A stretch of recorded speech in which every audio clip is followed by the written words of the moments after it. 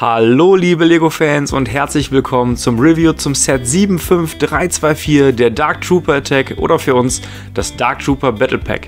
Wie ihr hier schon sehen könnt, gibt es 3 Dark Trooper in diesem Set und ich bin mal total gespannt, was dieses Set sonst noch zu bieten hat. Das sehen wir uns in diesem Review mal an.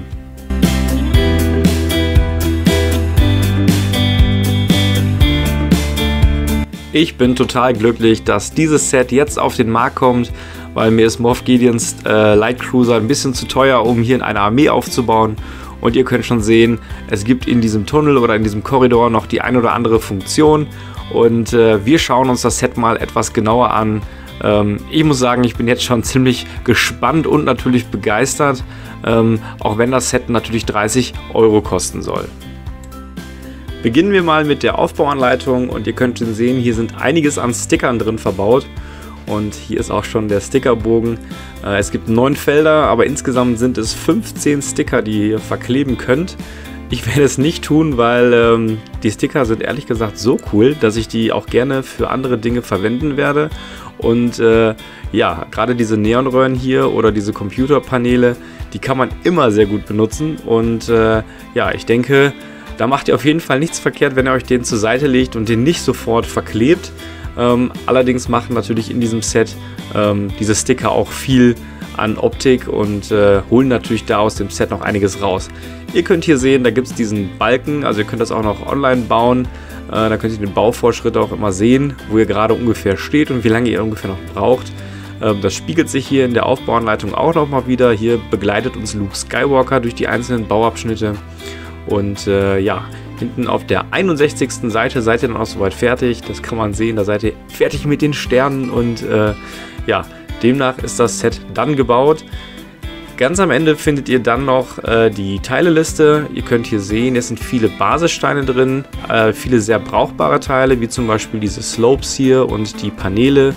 Und ja, also ich muss sagen, mir gefällt die Steineauswahl in diesem Set auf jeden Fall sehr gut.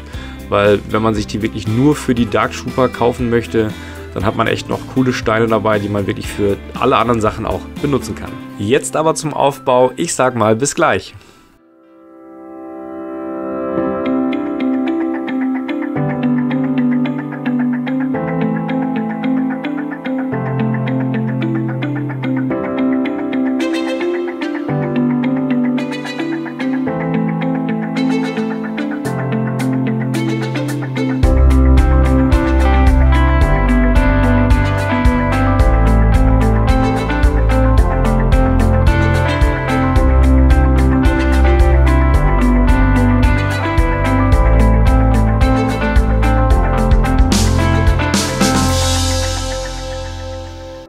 So, hier steht dieser Korridor und ihr könnt schon sehen, hier gibt es einige Funktionen. Hier kann man beispielsweise diesen Aufzug hier über diese Technikachse bewegen.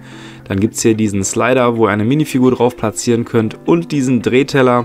Und ich finde, das ist eine ziemlich coole Ergänzung zum Set. Uns interessieren natürlich die Minifiguren. Also ciao mit dem Korridor und her mit der ersten Minifigur. Wir beginnen mal mit Luke Skywalker, den hat es ja in den letzten Jahren doch schon mal das ein oder andere Mal gegeben. Der hat den Rücken mit einer Rube bedruckt, genauso wie Torso und die Beinteile. Schöne Ergänzung mit dem Mantel und diesem neueren Rubenhaarteil. Zudem hat er dann noch eine schwarze Hand bekommen und sein grünes Laserschwert. Wenn ich jetzt hier diese Rube mal abnehme, gibt es auf der Rückseite noch das Wechselgesicht. Ich lasse jetzt mal das etwas freundliche Gesicht da und platziere den mal in dem Tunnel, wartend auf die Dark Trooper. Die sind natürlich auch das absolute Highlight in diesem Set und ich bin froh, dass es die jetzt nicht nur in Moff Gideons Light Cruiser gibt, sondern auch in diesem Battle Pack und dann gleich 3 Stück.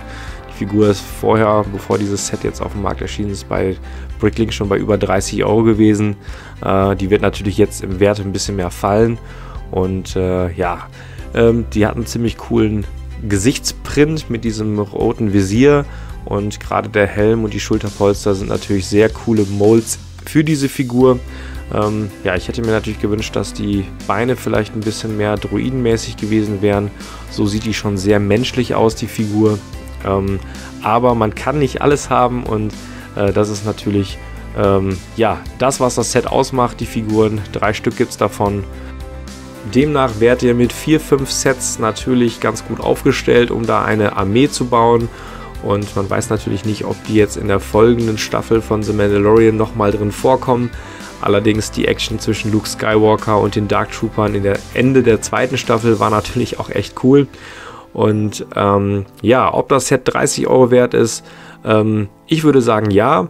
Wenn man natürlich jetzt das Snowtrooper Battle Pack damit vergleicht, was 10 € weniger kostet und auch 4 Minifiguren hat, kann man aber sagen, man hat diesen coolen Stickerbogen, dann einiges an Standardteilen drumherum und die Minifiguren, die natürlich etwas aufwendiger sind mit den Schulterpolstern und den Helmen.